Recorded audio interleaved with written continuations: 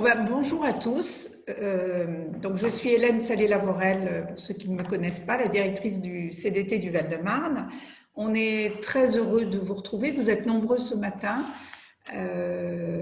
Donc on est très très heureux. J'espère que vous allez tous très bien après cette période compliquée qui nous impose aussi des réunions comme ça en visio, ce qui n'est pas l'idéal, surtout quand on travaille sur la mise en réseau des acteurs. Donc, ce n'est pas le meilleur moyen pour encourager les rencontres et les discussions. Néanmoins, il était important pour nous de vous réunir aujourd'hui pour faire un point sur l'état d'avancement de ce projet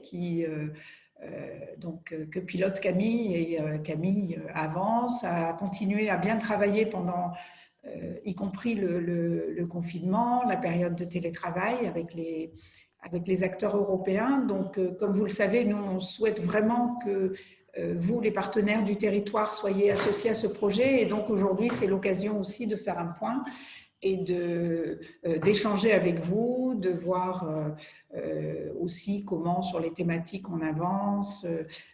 Voilà. Donc moi, je ne vais pas être très très longue en introduction. Je suis vraiment ravie de voir que vous êtes aussi nombreux.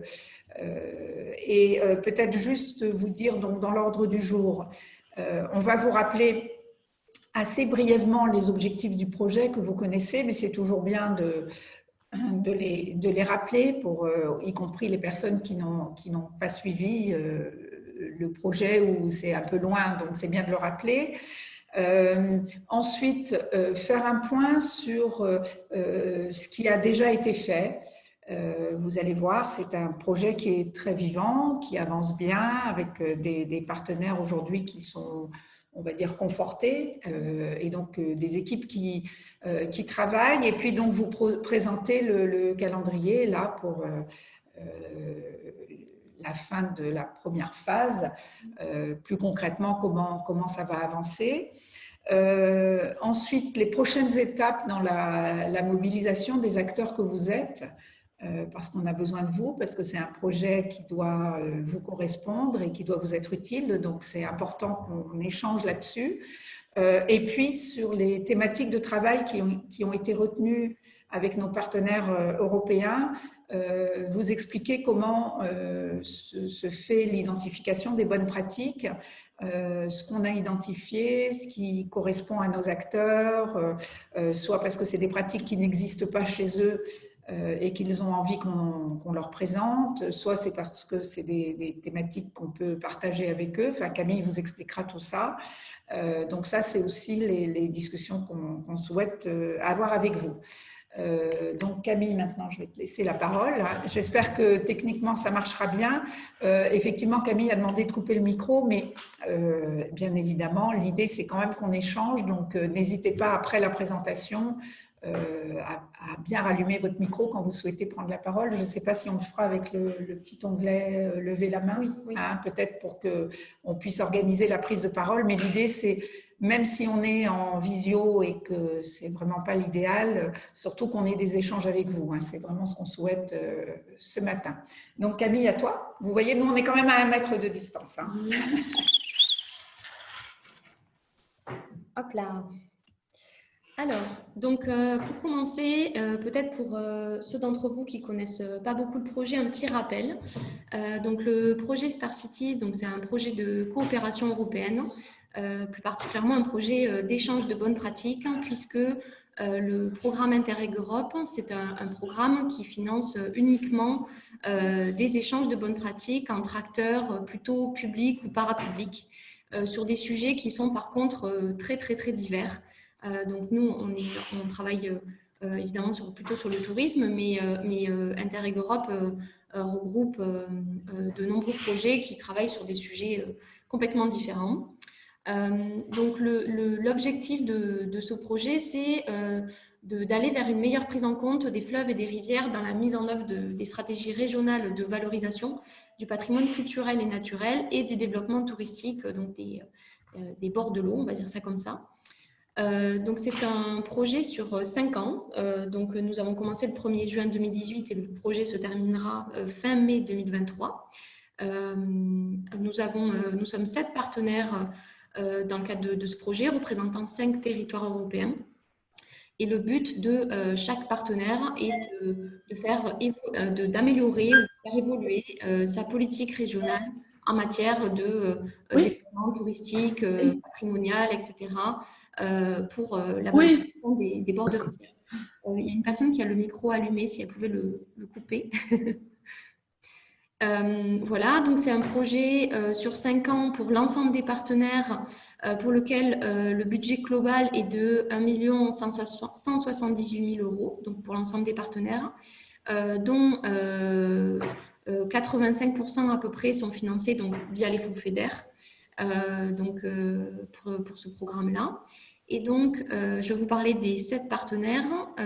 Donc, vous allez voir, pour ceux qui connaissent le projet, vous allez voir qu'il y a eu un petit changement. Donc, nous travaillons avec la ville d'Hambourg en Allemagne, avec le réseau Nextour, donc qui est le réseau des régions européennes pour un tourisme durable et compétitif, qui est basé en Belgique, mais qui regroupe une grande partie des grandes destinations touristiques de l'Europe, notamment beaucoup en Espagne, en Italie, en France, un peu moins en Europe de l'Est, mais en tout cas la Méditerranée est pas mal représentée. Donc le réseau Nextour nous accompagne pour aussi donner une diffusion plus large aux résultats du projet au sein de son réseau justement. Donc nous-mêmes, Val-de-Marne Tourisme et Loisirs, donc on est le pilote, le chef de file de ce projet. En Italie, nous avons 2 partenaires différents pour la ville de Rome. Donc nous avons la région Latium et également la municipalité du Municipio 9 de Rome. Donc qui est situé évidemment au bord du Tibre, plutôt ça commence à être la périphérie de Rome et qui donc souhaite aussi développer un peu le tourisme fluvestre. En Lituanie, nous avons la ville de Kaunas et notamment, en fait, notre partenaire, c'est l'association qui est chargée d'organiser l'événement Capitale européenne de la culture pour 2022, donc en Lituanie. Et donc, nous ont rejoint cette année la Slovénie avec l'agence de développement de la région urbaine de Ljubljana, donc qui a remplacé le partenaire précédent qui était le ministère du Tourisme de la Roumanie. Pour ceux qui avaient suivi le début du projet, c'était le partenaire qu'on avait au départ dans le cadre de ce projet. Malheureusement, le ministère n'a pas réussi à lancer vraiment le projet, à mettre en œuvre les moyens humains, etc., pour pouvoir participer au projet. Donc, ils l'ont quitté l'année dernière et ont été remplacés là depuis le début de l'année, fin d'année 2019, début 2020, par l'agence de développement de la région de Ljubljana, ce qui était plutôt une bonne nouvelle pour nous, puisque Ljubljana a été capitale verte en 2017. Ils sont très avancés sur toutes les questions de développement durable, etc. Et ils ont pour objectif, dans le cadre de ce projet, aussi de faire le lien entre le centre de la ville de Ljubljana et le parc naturel qui est situé en bord de Ljubljanica, donc la rivière qui traverse la ville, qui est un peu à l'extérieur. Donc voilà, donc un nouveau partenaire qui nous a rejoints. Donc le projet, j'irai ensuite en détail sur ce qui a été fait, mais en gros, le projet se découpe sur 2 phases différentes. Une première de 3 ans et une deuxième de 2 ans. Donc la première phase, c'est une phase d'échange d'expérience, donc avec plusieurs activités, comme vous le voyez. D'abord, des états des lieux, diagnostic des territoires. Ensuite, une programmation de séminaires, en gros, de séminaires chez chacun des partenaires qui accueillent l'ensemble du partenariat pendant plusieurs jours. Il y a aussi cette dimension de mobilisation des acteurs locaux qui est vraiment un prérequis pour le programme. Donc, chaque partenaire doit, comme on le fait aujourd'hui, associer les acteurs, les différentes composantes du territoire qui sont concernées par le projet lors de réunions, etc. Donc ça, c'est vraiment ces 3 premières activités, c'est l'essentiel, on va dire, de ce programme d'échange d'expérience. Et donc ensuite, ce programme d'échange vise notamment à publier un guide des bonnes pratiques, donc les meilleurs projets, les meilleures idées qui auront été abordées par l'ensemble des partenaires, et également à élaborer des plans d'action régionaux qui seront ensuite mis en œuvre pendant la deuxième phase. Voilà, donc enfin, je vais revenir, mais en fin de première phase, on va avoir ces livrables, entre guillemets, donc le guide des bonnes pratiques, les plans d'action, qui seront présentés lors de conférences, une grosse conférence européenne à Bruxelles et des conférences régionales chez chacun des partenaires pour que chaque partenaire puisse présenter les résultats de cette première phase du projet au niveau local. Voilà, et donc ensuite, on passe sur la deuxième phase, qui est la mise en œuvre des plans d'action. Sachant que le programme Interreg ne finance pas les actions en elles-mêmes, mais uniquement l'élaboration du plan d'action et son suivi, son monitoring, avec évidemment aussi des points d'étape avec les partenaires et une conférence finale pour présenter l'ensemble des résultats du projet. Donc, voilà pour la structure générale, donc en 2 phases. Et donc, je vais maintenant vous présenter un peu où est-ce qu'on en est, qu'est-ce qui a déjà été fait donc, depuis le 1er juin 2020. Donc, d'abord, évidemment, il y a toute la phase de lancement du projet, donc de mise en place des outils de coordination, etc. Donc, ça, c'est pour nous qui étions le pilote, c'était une phase très importante. Donc, on a fait, pour lancer le projet, rencontrer nos partenaires, etc., une réunion de lancement sur 2 jours qui a eu lieu les 27 et 28 septembre. Donc, lors de cette réunion, on a pu parce que tu as vu par exemple les enfants hier. Ils cherchent, enfin, si la tu sais, tout le temps à vélo, toujours à pédaler dans un sens, dans un autre. Donc aussi les défouler, mais enfin, les occuper des 2 manières, intellectuellement et physiquement. Ok. Il y a Claire aussi là-dedans. Hein. Claire.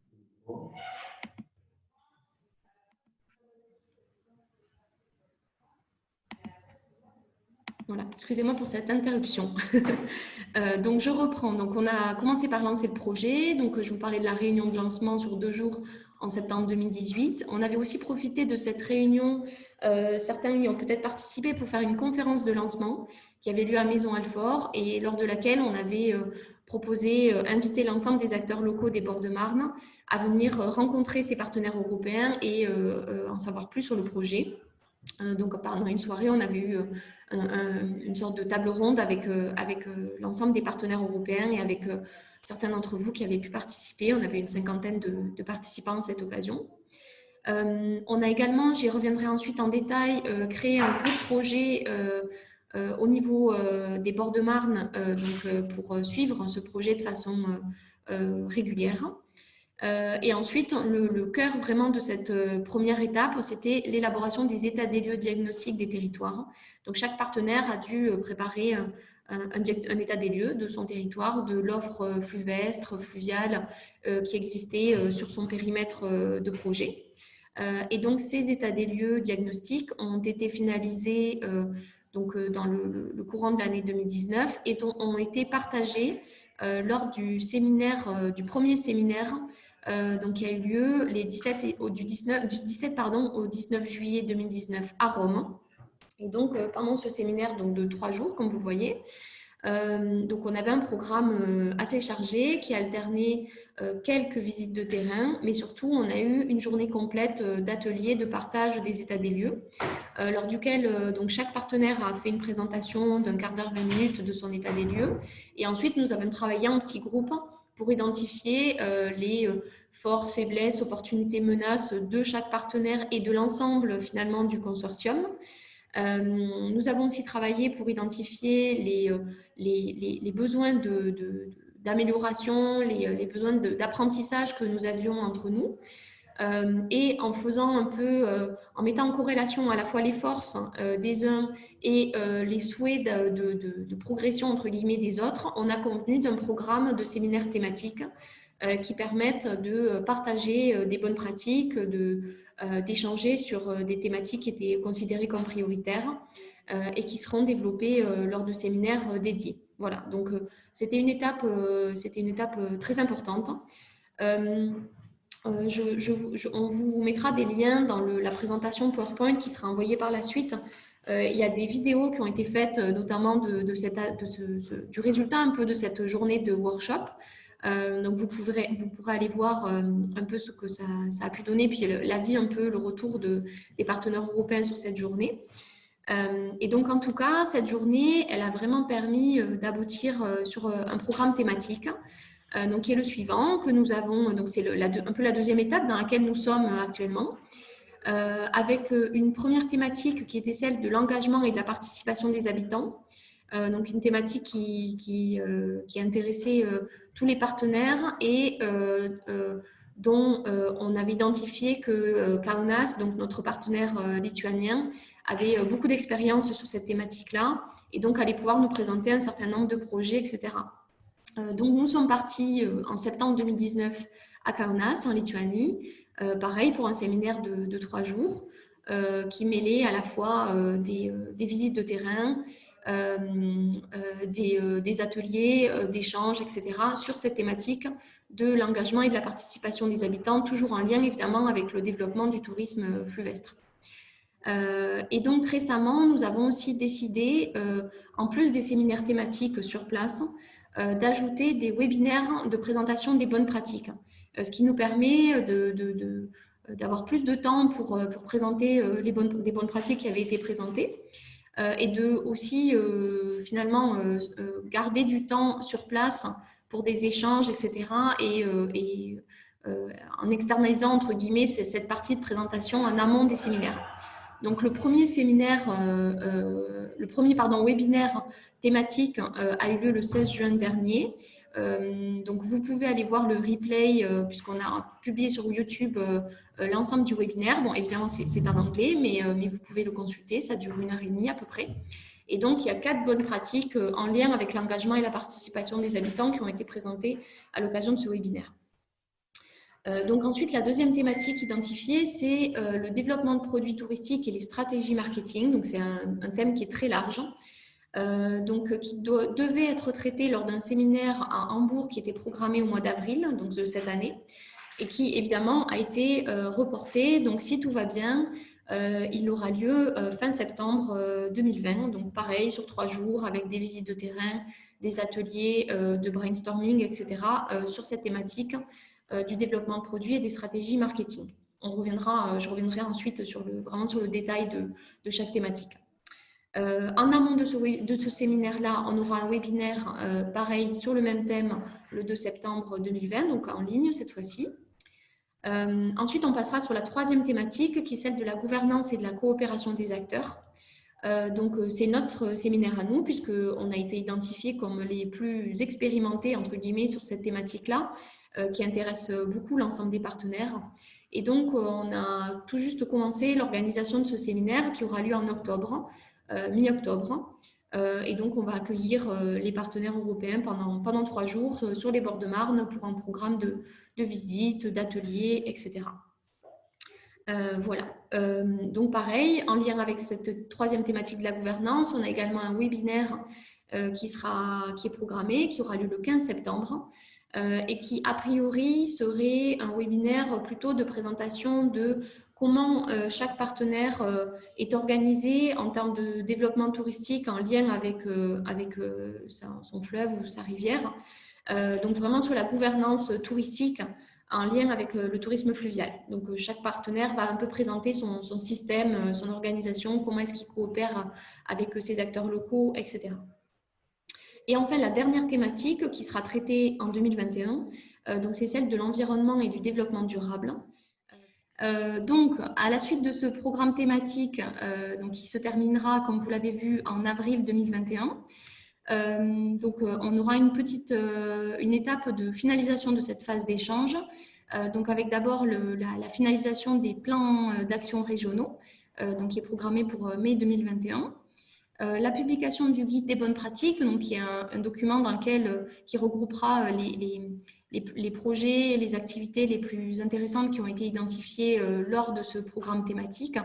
Et donc, ce guide sera d'abord publié en anglais en juin 2021, ensuite traduit et publié également dans les autres langues du programme, du projet, notamment le français à la rentrée 2021. Voilà, et comme je le disais un peu plus tôt, on aura également une étape vraiment de rencontre et de présentation des résultats de cette première phase avec 2 conférences différentes. Donc, une conférence européenne à Bruxelles en juin 2021 et ensuite, chaque partenaire va pouvoir organiser une conférence dans sa région. Donc, nous organiserons une conférence donc, pour l'ensemble du réseau des Bords de Marne, plutôt à la rentrée 2021, donc septembre-octobre. Donc, voilà pour la suite, en fait. Donc là, nous sommes en plein dans la phase de programme thématique, donc, puisque nous sommes entre la première et la deuxième thématique actuellement. Et ensuite, on aura cette phase de finalisation qui nous conduira sur la dernière phase du projet, celle de la mise en œuvre des plans d'action pendant 2 ans, donc entre juin 2021 et mai 2023. Voilà, donc ça, c'était donc la présentation vraiment du calendrier de l'ensemble du projet, qui a été un peu, je ne suis pas rentrée dans le détail des modifications, mais qui a évidemment pas mal évolué ces derniers temps, puisque des séminaires ont été reportés, etc. Et donc, maintenant, je voulais aussi vous parler de comment on va vous associer, vous mobiliser. Donc, ça, c'est un peu le principe général de vous associer sur l'ensemble des activités du projet. Et donc, ensuite, on va regarder ensemble le calendrier détaillé. Alors, d'abord, le cœur vraiment de la mobilisation du territoire, c'est donc le groupe projet que nous avons créé, donc qui est constitué, qui est un groupe restreint pour pouvoir le réunir facilement et de façon un peu régulière, composé des organismes touristiques de l'ensemble du territoire, donc nous évidemment, mais également Seine-Saint-Denis Tourisme, donc le CDT 93, Seine-et-Marne Attractivité, l'Office de tourisme de Paris Vallée de la Marne et l'Office de tourisme de Marne-et-Gondoire, donc pour le 77, et également la région avec donc le comité régional du tourisme Paris-Île-de-France et le service tourisme du conseil régional d'Île-de-France. Donc avec ce groupe projet, nous organisons des réunions avant et après chaque séminaire européen pour préparer justement ces séminaires-là, notamment pour identifier les bonnes pratiques du territoire, également pour identifier du coup, Yolande, je voulais te dire, là, tu verras dans la rue est à nous, il y a plusieurs formats de l'affiche, exprès pour des bandeaux, des machins. Auxquels nous pouvons proposer de participer à ces séminaires. Donc, c'est vraiment via ce groupe projet qu'on avance dans la préparation des séminaires et qu'on identifie pour chacun quelle est la contribution des Bords de Marne sur chaque thématique et également quels partenaires on pourrait emmener avec nous, puisque pour chacun des séminaires, il y a on peut emmener quelques personnes avec nous pour présenter des projets, etc. Voilà, et donc c'est également avec ce groupe projet que nous allons élaborer le plan d'action qui sera ensuite mis en œuvre pendant 2 ans.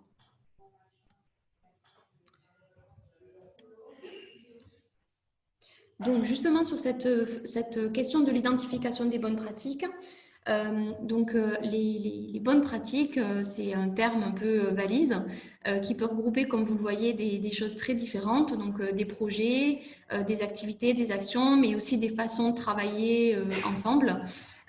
Et donc, le but étant que ce soit des projets qui correspondent vraiment aux besoins de nos partenaires européens. Donc, l'identification des bonnes pratiques, on l'a fait évidemment en fonction de ce qui nous semble un peu intéressant et exemplaire sur notre territoire, mais aussi il faut que ça corresponde vraiment aux besoins de nos partenaires européens. Par exemple, on peut avoir les meilleures pistes cyclables. Si tout le monde a des bonnes pistes cyclables, ce n'est pas un sujet, donc on ne va pas forcément travailler sur ce sujet-là. Donc, c'est vraiment une corrélation entre nos forces et les besoins des partenaires. Donc, ça, c'est important pour comprendre aussi la sélection qui peut être faite. On a aussi décidé de l'élargir, c'est-à-dire de ne pas uniquement présenter des bonnes pratiques qui ne soient que liées au bord de Marne. Donc, comme vous voyez, il y a aussi des choses un peu qui sont liées à l'eau, mais pas forcément sur les bords de Marne. Et donc, on travaille progressivement en amont de chaque séminaire thématique. Donc, le premier, c'était, pardon, je vois que la slide était passée. Le premier, c'était sur l'engagement et la participation des habitants, donc à Kaunas. Donc, on avait identifié les bonnes pratiques que vous voyez à l'écran. Pour ce séminaire-là, on avait eu assez peu de temps pour la préparation puisque le programme thématique a été adopté en juillet 2019 et le séminaire avait lieu en septembre 2019. Donc, ça a été très court. Donc, vous verrez que pour les suivants, on a eu plus de temps et donc on a identifié aussi plus de choses. On a pu associer un peu, beaucoup mieux le groupe projet et on a également l'occasion de vous réunir aujourd'hui, ce qui est aussi le but de pouvoir compléter cette liste des bonnes pratiques pour chaque thématique. En tout cas, voilà celle pour la première thématique. Et comme vous voyez, certaines sont en bleu. Donc, celles qui sont en bleu, c'est celles qui ont été sélectionnées par les partenaires européens qui ont souhaité qu'elles soient vraiment mises en avant dans le futur guide des bonnes pratiques. Donc, c'est celles qui ont été un peu plus aussi traitées lors du séminaire sur place et qui sont présentées dans des fiches, etc. Donc, les partenaires européens ont vraiment des détails sur ces trois-là. Et donc, vous avez un petit cœur à côté de la dernière, donc la création des balades street art à l'initiative d'un habitant, via l'association Vitrine Urbaine, donc à Vitry, puisque cette bonne pratique-là a été sélectionnée par les partenaires européens pour être présentée lors du webinaire qui a eu lieu mi-juin. Voilà, donc c'était pour vous expliquer un peu le cheminement. Donc nous, on identifie avec le groupe projet des bonnes pratiques. Aujourd'hui, on a aussi l'occasion de pouvoir compléter avec vous, comme je vous le disais. Ensuite, les partenaires européens font leur marché, entre guillemets, dans ce catalogue de projets, etc. Et nous, de la même façon, on donne évidemment notre avis sur les bonnes pratiques des autres partenaires. Le but étant de trouver des projets qui pourraient nous inspirer pour être transférés, adaptés sur notre territoire.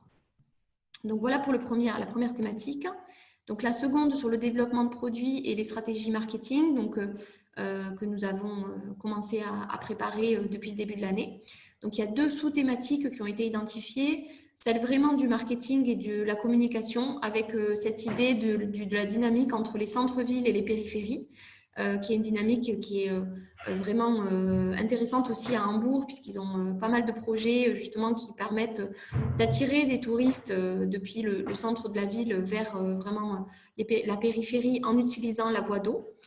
Et également, une deuxième sous-thématique était celle du modèle économique et de comment attirer des investisseurs privés en périphérie, du coup, pour développer des activités de tourisme fluvial. Donc, comme vous voyez, nous, on a proposé un certain nombre d'initiatives du territoire, de l'ensemble de nos partenaires qui sont assez diverses, du coup, sur ces 2 thématiques-là, sous-thématiques. Ensuite, on a une 3e thématique, donc c'est la nôtre. Donc, comme vous voyez, on a pas mal de choses. C'est pour cette raison qu'on a été choisi pour organiser ce séminaire-là, qui aura lieu, donc, je vous le rappelle, en octobre sur les bords de Marne. Donc, sur la gouvernance et la coordination des acteurs. Donc, on a vraiment repris pas mal de démarches collaboratives ou coopératives, en tout cas, du territoire sur divers sujets, que ce soit sur le tourisme, mais aussi sur d'autres sujets qui ont été développés sur notre territoire. On pourra évidemment revenir lors des questions sur cette liste et vous recevrez le PowerPoint pour en discuter de façon détaillée si besoin. Donc voilà, et donc évidemment, donc je m'arrête à cette 3e thématique puisque la 4e, celle sur l'environnement et le développement durable, n'a pas encore été traitée puisque le séminaire aura lieu en 2021. Donc de la même façon, entre-temps, on aura l'occasion de vous solliciter pour compléter les bonnes pratiques qu'on n'aura pas pu identifier sur la dernière thématique de l'environnement et du développement durable. Mais donc, ce sera pour plutôt le début de l'année prochaine. Et donc, enfin, ces bonnes pratiques, le but, c'est vraiment qu'elles puissent être mises en œuvre dans le cadre d'actions. Donc, on espère que les bonnes pratiques que je viens de vous présenter seront reprises par certains de nos partenaires européens. Et donc, nous, on va aussi faire notre marché, entre guillemets, dans ce catalogue de projets lors du séminaire à Hambourg, lors de celui qui aura lieu chez nous. Et donc, on s'est fixé de s'atteler à la rédaction du plan d'action d'ici la fin de l'année, de cette année 2020. Donc, d'abord avec le groupe projet, donc avec lequel on va rédiger une première proposition de plan d'action. Cette proposition vous sera présentée en début d'année 2021, donc janvier-février, à tous pour être améliorée, amendée, etc. Ensuite, on va avoir le séminaire à Ljubljana qui va peut-être nous amener de nouvelles idées. L'objectif, ce sera de finaliser ce plan d'action le printemps 2021, donc vers avril-mai, pour être en capacité de le soumettre au secrétariat du projet, du programme, pardon, au mois de mai 2021. Voilà, donc évidemment, plan d'action, ça peut regrouper des documents très différents, enfin, des façons de faire très différentes. Dans le cadre d'Interreg Europe, le plan d'action, ce n'est pas un catalogue avec 40 actions différentes. En général, c'est plutôt des plans d'action avec un nombre réduit d'actions, donc 2-3 actions, qui doivent être en lien avec la stratégie, avec la politique publique sur laquelle le partenaire travaille. Donc nous, pour ce qui nous concerne, c'est la stratégie régionale de développement touristique de l'Île-de-France. Donc il faut que les actions qu'on va mettre dans ce plan d'action soient vraiment en lien avec cette stratégie, soit qu'elles soient financées dans le cadre de la stratégie ou qu'en tout cas elles correspondent aux objectifs. Il faut évidemment que ces actions elles aient été inspirées par les partenaires européens. Ce n'est pas juste une action qui nous semble intéressante, il faut qu'elle découle d'une bonne pratique ou d'un atelier durant lequel on a eu des discussions sur telle ou telle thématique qui nous ont permis d'arriver à cette idée d'action. Et évidemment, il faut que ces actions soient financées, puisque comme je vous le disais, le programme ne finance pas les actions. Donc ça veut dire qu'il faut que les actions qu'on va proposer soient réalistes et qu'on ait identifié des possibilités de financement pour pouvoir les mettre en œuvre. Voilà, donc on y reviendra de toute façon en début d'année prochaine avec une proposition plus concrète qui vous permettra de voir un peu le résultat de cette dynamique-là. Mais voilà, en gros, le calendrier qu'on vous propose pour cette partie des plans d'action. Voilà, ben c'est tout pour cette présentation. Donc, j'espère que c'était suffisamment clair. Et donc, la parole est à vous pour les questions. N'oubliez pas de lever la main, comme ça nous permet de prendre la parole au fur et à mesure et dans l'ordre des questions. Il y a Monsieur Pierrick qui souhaite poser une question. Vous écoutant. Oui, n'hésitez pas à vous présenter, évidemment, pour commencer. Alors, moi, je ne suis pas du Val-de-Marne, mais de l'association Sequana qui est à Chatou avec un programme assez important de navigation fluviale dans le cadre de l'association. Ma question, c'était sur le budget, parce que j'ai pris votre présentation en route. Si j'ai bien compris, pour ces 5 ans, le budget est un peu plus de 1 million d'euros, financé à 85% par les fonds européens. C'est bien ça? Oui, c'est tout à fait ça. Alors, la question, c'est de savoir quel est le pourcentage restant. Est-ce que ce sont les villes, ce sont… C'est les ressources propres de chacun des partenaires. Donc, ce qui nous concerne, celle du comité du tourisme du Val-de-Marne. Oui, d'accord.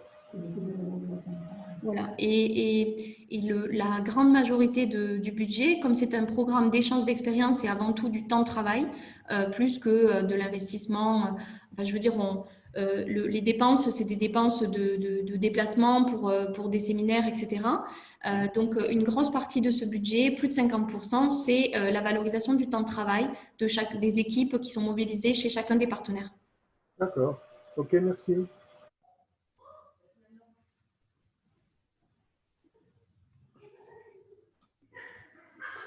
S'il vous plaît. Oui. Oui. Muriel Prouzet, Vers-sur-Marne, guide conférencière. J'ai un peu regardé dans tous vos partenaires. Vous savez que je participe à votre projet, je l'écoute depuis le début. Dans les partenariats et l'implication des habitants, je vois que vous impliquez les habitants, c'est très bien. Mais pour ce qui est des croisières fluviales ou de la mise en valeur des sites patrimoniaux et de la sélection de ce qu'on doit, je pense que notre profession pourrait quand même aussi être associée. Si je vous donne les coordonnées de la présidente de notre syndicat, est-ce que ça vous intéresserait de discuter avec elle? Alors, vous parlez des guides conférenciers? Oui, absolument, professionnels. Oui, alors on travaille très régulièrement avec beaucoup de guides conférenciers, que ce soit sur les bords de Marne ou de manière générale pour l'ensemble des activités qu'on organise sur le territoire. Donc, peut-être vous avez vu passer dans la liste des bonnes pratiques la plateforme de réservation Explore Paris. Donc, c'est une plateforme de réservation Oui, d'activités. ça, je le vois, mais quand je regarde, je reçois bien entendu les courriers d'Explore Paris, mais quand je regarde cela, je ne vois pas beaucoup de choses sur ma portion, par exemple, qui est la portion entre Nogent-sur-Marne et Lagny. Oui. Donc peut-être que vous n'êtes pas informé qu'il y a des choses à voir. Alors, si, en fait, c'est simplement qu'on travaille avec les guides conférenciers qui nous proposent d'organiser des visites, etc. Et donc, il faut qu'il y ait une proposition. Et par ailleurs, jusqu'à présent, Explore Paris, c'est quand même avant tout sur donc, Paris et la Petite Couronne. Donc, on va très peu sur le 77, puisque la plateforme a été créée dans le cadre du contrat de destination Paris-Ville Augmentée, donc qui est un contrat qui est signé entre plusieurs partenaires, mais qui représentent, qui sont surtout sur le territoire finalement du Grand Paris, donc Paris plus Petite Couronne, avec d'autres partenaires évidemment associés. Donc pour l'instant, l'offre Seine-et-Marnaise n'a pas eu forcément vocation à être présentée sur cette plateforme. Hélène, tu veux compléter peut-être juste ce qu'on peut dire, c'est que j'imagine que sur la nuit, vous travaillez avec l'Office de tourisme de Marne et Gondoire. Non, moi, je suis sur Paris-Vallée de la Marne. Ah, d'accord, sur Paris-Vallée de la Marne, voilà. Alors, oui, là, non, justement, nous ne sommes jamais contactés. L'idée de ce projet européen, on n'est pas sur la promotion typique de visite.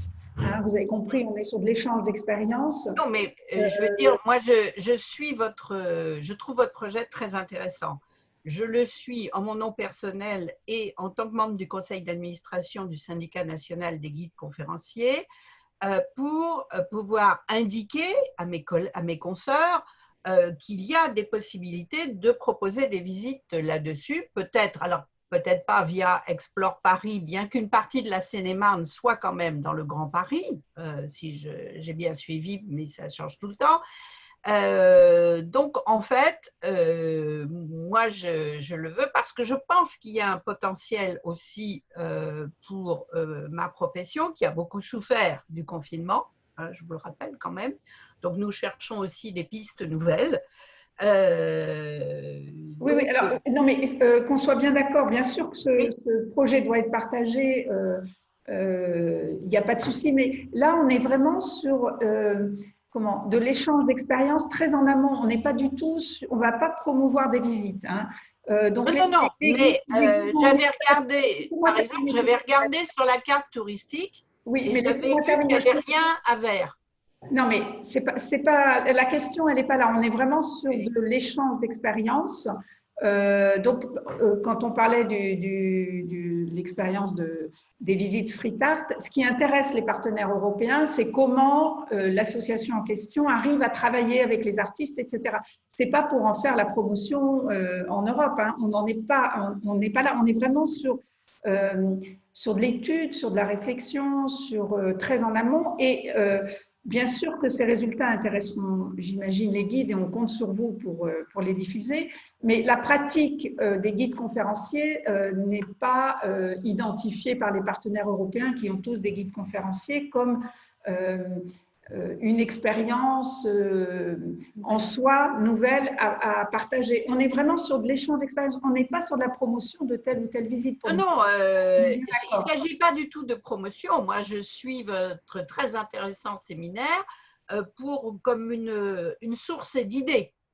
D'accord, oui, bah, bien sûr. Et mes consoeurs. Voilà, tout à fait. Donc, je pense qu'il est très intéressant, effectivement, que vous partagiez ces idées et les expériences. Et aussi, je peux aussi peut-être vous suggérer quelques bonnes pratiques pour si vous pensez la visite de groupe, par exemple. Si vous pensez que les guides français ou dans notre région, sur les bords de Marne, ont des pratiques qui n'existent pas ailleurs et qui peuvent être intéressantes pour les Européens, bien sûr, faites-nous les remonter, hein, Camille, ce sera très intéressant. Là, en ce moment, juste comme ça, pour un exemple, on est en train de travailler sur le guidage en groupe par des systèmes qui respectent les bonnes pratiques de distanciation. C'est-à-dire que, par exemple, à partir d'un micro-diffuseur, les gens puissent recevoir sur leur téléphone, de manière à ne pas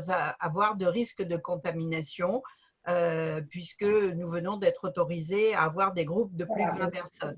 Merci Muriel. Je vous propose qu'on en reparle Oui, éventuellement. de toute façon, je pense que dans le cadre de la nouvelle communauté d'agglomération, enfin des nouveaux membres de la communauté d'agglomération, dont le vice-président chargé du tourisme et monsieur Xavier Van der Bies, le maire de Courtry, je pense qu'il vous contactera. Très bien. Merci en tout cas. Merci. Au revoir. On avait également une question de Linda.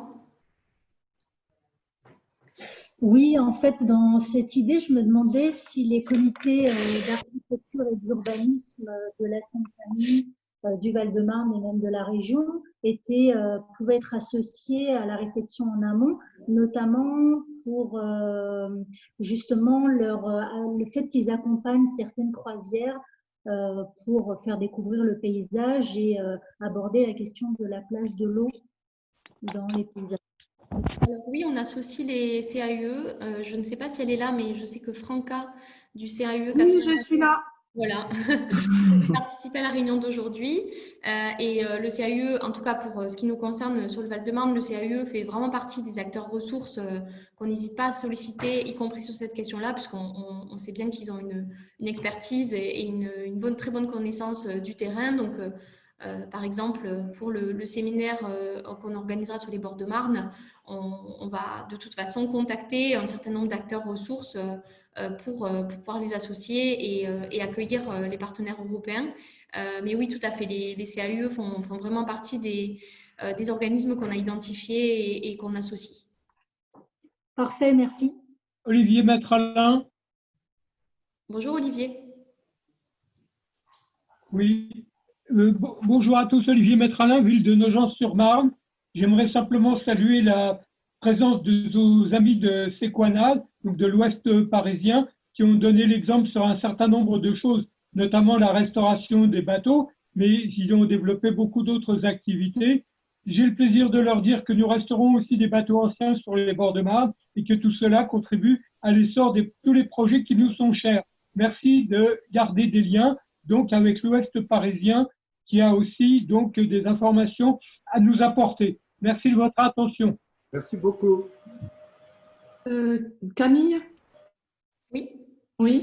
Je pensais pour la question développement touristique, mais peut-être que vous l'avez déjà prévu, l'inventaire, le service patrimoine et inventaire de la région, puisqu'ils produisent beaucoup de contenu et c'est assez particulier d'avoir une structure de ce type, peut-être à présenter aux partenaires étrangers. Ben oui, je note. La région nous l'a pas fait remonter. Les actions… Les publications, tout ce qu'ils mettent en ligne, les photos et tout ça. Pourquoi pas. Après, il faut voir si ça, comment est-ce qu'on peut, enfin, est-ce que ça peut s'intégrer sur les thématiques qui, comme vous avez vu, sont assez ciblées tourisme principalement, c'est vrai. Oui. Mais en tout cas, on pourra le proposer aux partenaires européens, oui, je note.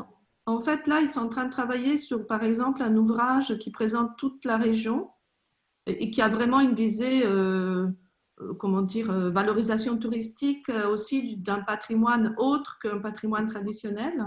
Je pense que, voilà, présenter ce type d'ouvrage, ça peut être, pas une conférence, mais tu vois, le montrer, ça peut être intéressant pour les partenaires étrangers. Je note. Après, comme vous l'avez compris, nous, en fait, en amont de chaque séminaire, on rédige une sorte de compte, ce qu'on appelle une contribution du territoire, sur lequel on a un listing d'actions, comme vous l'avez vu sur les tableaux. Et ensuite, les partenaires européens, on fait des réunions en visio, ils votent pour les bonnes pratiques, etc., ce qui nous permet progressivement de sélectionner pour arriver sur un nombre qui puisse rentrer, entre guillemets, dans le calendrier, le planning d'un séminaire de 2-3 jours et dans le cadre des webinaires qui sont organisés en amont. Mais merci Franca, je note. Il y avait d'autres questions. Alors, Gérald Simon?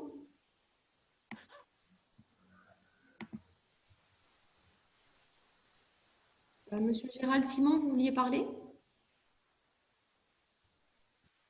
Olivier Bertralin, je suis désolé, bon. je dois prendre congé. Je salue tout le monde. À bientôt, Olivier. Ok, j'ai rebranché mon micro. Oui, je disais, donc Gérald Simon de l'Association nationale des plaisanciers en intérieur.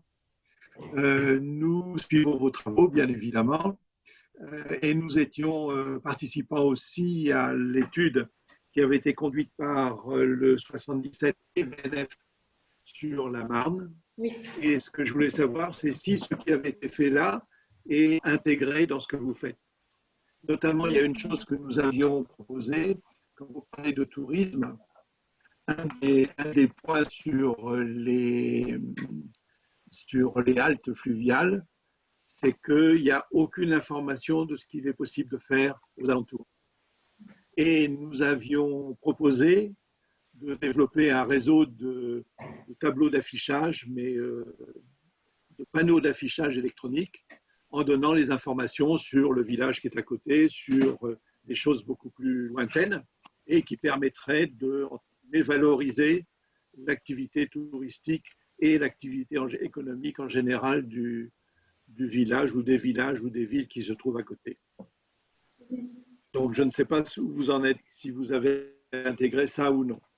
Alors, donc l'étude de VNF, on y a participé, même si elle a été conduite par l'UTI Marne, qui commence là où s'arrête le Val-de-Marne, en fait. Donc, sur le schéma, le périmètre de l'étude, ça ne concernait pas toute la partie val-de-marnaise en théorie. Hein.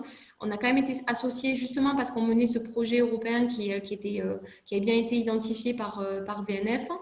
Je vous avoue que j'ai pas eu beaucoup de... Enfin, je n'en ai pas demandé non plus, mais j'ai pas eu beaucoup de nouvelles depuis que l'étude a été rendue. Mais par ailleurs, par rapport à ce que vous disiez sur la communication auprès des plaisanciers, je pense que ça va faire partie des sujets qu'on va un peu aborder quand même à Hambourg, puisqu'on va visiter, je crois, 1 ou 2 ports de plaisance.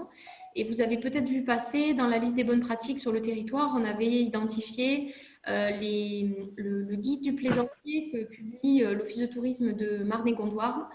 Donc, il y a un document sur lequel les plaisanciers peuvent trouver des informations utiles par rapport à leur escale, mais aussi des informations touristiques sur ce qu'ils peuvent faire, etc., aux alentours.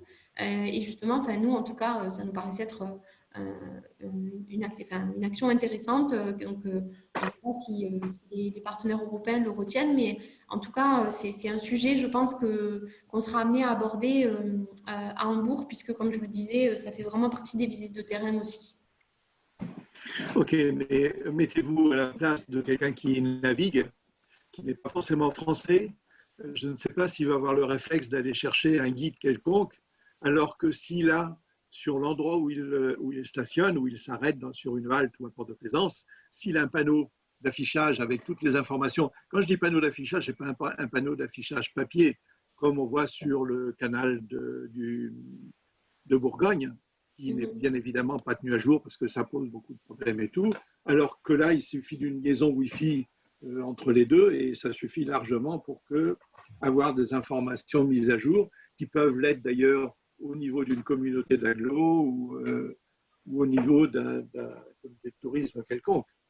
Et je pense que ça, c'est plus valorisant parce qu'au niveau des ports de plaisance, honnêtement, il n'y a pas beaucoup d'informations. Écoutez, merci en tout cas pour ces idées et on en prend note et peut-être qu'elles seront abordées. On vous fera un retour si jamais elles l'étaient lors des prochains séminaires en tout cas. Ok, et n'hésitez pas à faire appel à nous pour un certain nombre de besoins des plaisanciers ou d'interface des plaisanciers ou autres. Je serai toujours disponible. C'est gentil, merci. Merci. Alors, on a une question de quelqu'un qui est connecté avec l'iPad de Christian. Je ne sais pas qui c'est. Christian Collin. Oui, c'est moi, c'est Christian Collin, président de Val-de-Marne Environnement, la Fédération des associations d'environnement du Val-de-Marne. Le département, puisqu'il intervient au niveau d'une dynamique européenne, a quand même des spécificités. C'est le département qui a gagné le Grand Prix de l'environnement. Il a fait le plan bleu, il a fait le plan de zonage pluvial. Bon, parlons pas du festival de l'eau, tout ça. Il participe au comité de bassin, bon, ainsi de suite. Donc, je crois qu'il y a des spécificités, au-delà que ce soit le département de l'eau avec la Marne et la Seine et la confluence. Il y a aussi un chapelet d'îles dont une bonne partie sont en espace boisé classé ou sont en espace naturel sensible. Et je pense que il s'agit donc de tourisme durable et l'aspect des métropoles européennes. Je pense que cette identité de la Marne et de son chapelet d'îles peut être quelque chose qui soit valorisant pour les métropoles, les grandes métropoles, entre autres pour la métropole du Grand Paris, évidemment, avec la possibilité, enfin, l'exigence qui est presque maintenant stratégique, voire très importante, de préserver, de sanctuariser des zones naturelles qui sont déjà, par la géographie, des isolats qui ont une flore, une faune endémique, spécifique. Et on a donc une association qui fait partie de notre fédération qui est sur l'île des Loups, où on a des pratiques sportives qui, malheureusement, couper des arbres dans un espace boisé classé, construisent en totale illégalité 250 mètres carrés de hangars pour les bateaux. Je pense qu'il faudrait quand même garder à l'esprit qu'une dynamique européenne doit s'enrichir des pratiques qui peuvent annoncer les métropoles du XXIe siècle avec tous les problèmes dont on sort à peine, et qui fassent de cette sanctuarisation une exigence qui permette d'enrichir les métropoles, c'est-à-dire qu'en sanctuarisant des secteurs comme ça, on peut du coup préserver les arbres. On a dans le Val-de-Marne, entre autres, que ce soit sur la nationale 20, la nationale 34, des projets d'Île-de-France Mobilité qui consistent à abattre tous les arbres, alors que les arbres, on sait tous les services écosystémiques qu'ils rendent, que ce soit pour faire du rafraîchissement, pour fixer. Donc je pense qu'il faudrait quand même qu'il y ait un lien entre la forme et le fond, même si c'est dans le chapitre 4, je l'entends bien, qu'on garde à l'esprit cette dimension à la fois métropolitaine du XXIe siècle et puis imposer, enfin, cette chose qui s'impose à nous à l'époque de l'érosion gravissime de la biodiversité, cette spécificité qu'ont les îles et leurs chapelets, quitte à faire le lien avec l'île Seguin, avec, comme ça a été dit. Alors, là-dessus, comme je l'ai dit, le développement durable, c'est vraiment un thème transversal. Et de manière transversale aussi, on a ce qui est vraiment ressorti lors du séminaire, le premier séminaire de partage des états des lieux à Rome, c'était la nécessité de travailler sur une dynamique de développement touristique, mais en trouvant un équilibre vraiment avec à la fois les enjeux de protection de la biodiversité, de protection des espaces naturels, de protection aussi du cadre de vie des habitants. Donc c'est vraiment la ligne sur laquelle on est avec l'ensemble des partenaires européens. C'est vraiment de trouver justement le meilleur moyen de faire en préservant vraiment cet équilibre-là. Donc évidemment, le projet, c'est un projet qui parle de tourisme. Donc par définition, l'objectif, c'est de pouvoir donner accès aux lieux, etc. Mais c'est aussi d'identifier voilà, comment équilibrer l'ensemble. Et ça fait partie des sujets qui ont déjà été un peu traités, un peu abordés, et qui le seront par la suite.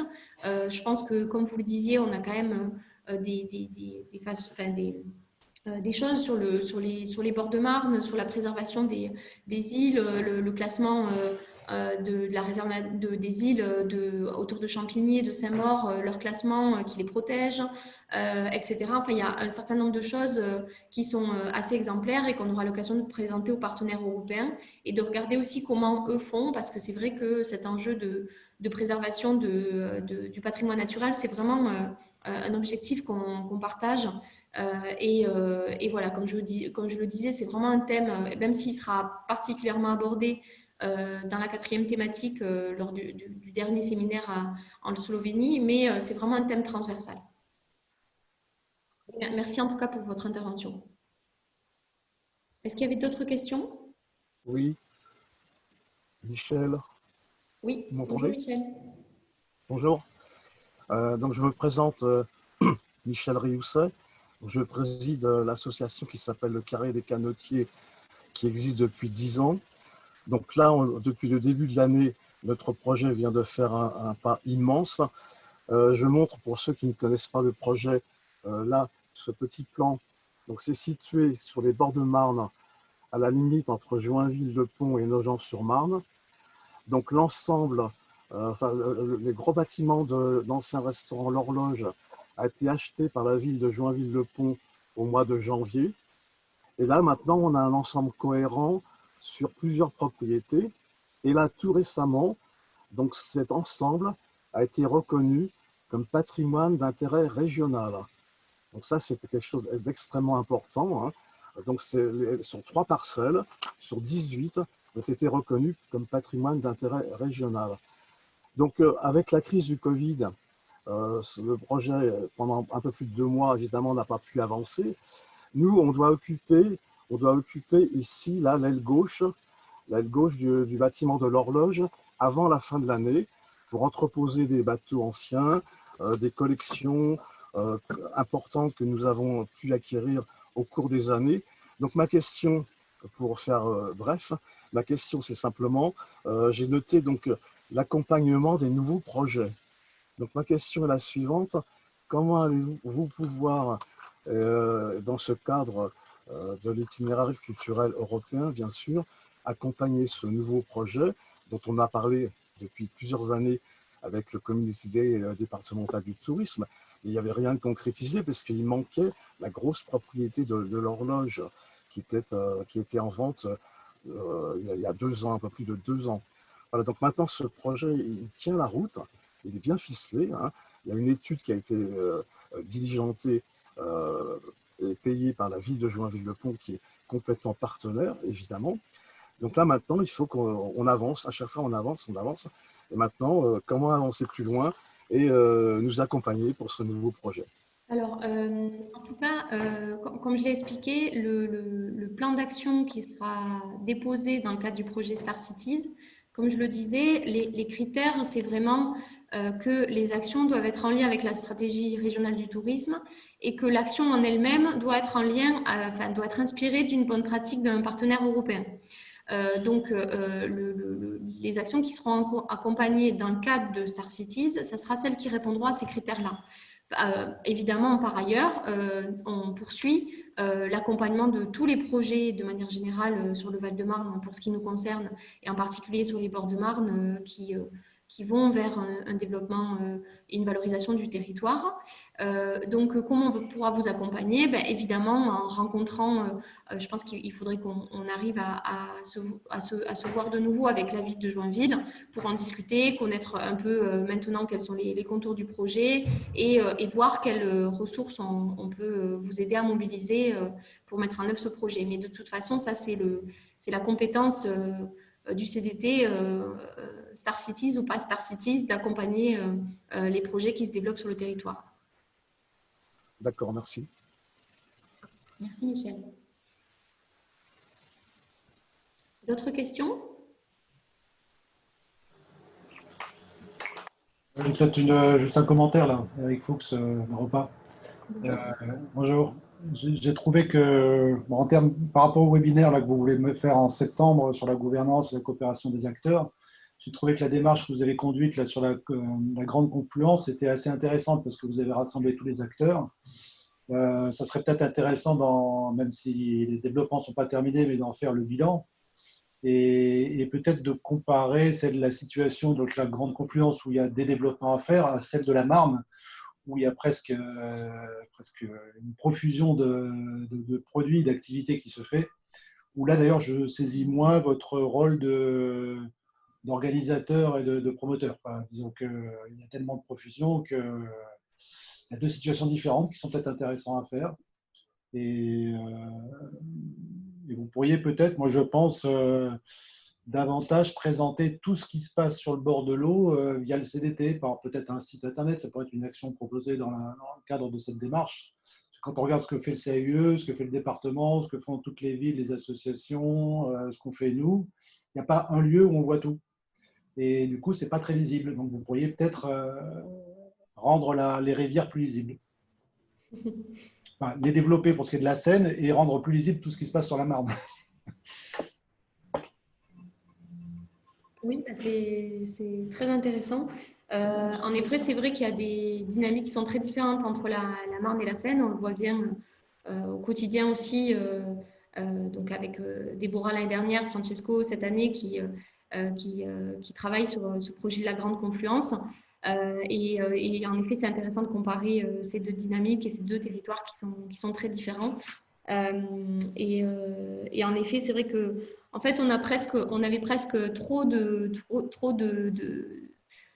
bonnes pratiques sur cette thématique de la gouvernance et de la coopération, parce qu'il y a beaucoup de choses qui sont faites par nous, mais aussi par d'autres acteurs. Comme vous avez vu, on a aussi évidemment fait figurer le SAGE Marne Confluence, les projets que vous portez aussi à Aropa, notamment le projet, enfin la démarche de concertation sur le port de Bonneuil. Enfin voilà, il y a beaucoup de choses qui se font sur cette thématique de la concertation, mais c'est une bonne proposition, on va y réfléchir. Et pour ce qui est finalement de publier une sorte de plateforme ressources avec toutes les démarches autour de l'eau, bon, c'est ambitieux. je pense que, enfin, moi, je me rappelle avoir déjà entendu cette idée remonter lors de brainstorming divers et variés, que ce soit peut-être dans le cadre du SAGE, dans le cadre des ateliers que nous, on a pu, qu'on a pu organiser aussi lors d'autres dynamiques. C'est vrai qu'il y a profusion de choses et en même temps, c'est du travail de pouvoir mettre en place quelque chose comme ça. Mais on note l'idée en tout cas, on pourra y réfléchir. Et en tout cas, merci pour ces propositions.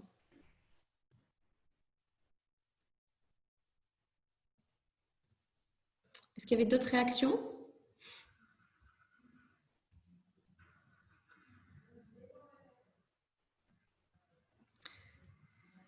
Bon, si ce n'est pas le cas, on va pouvoir clôturer cette réunion.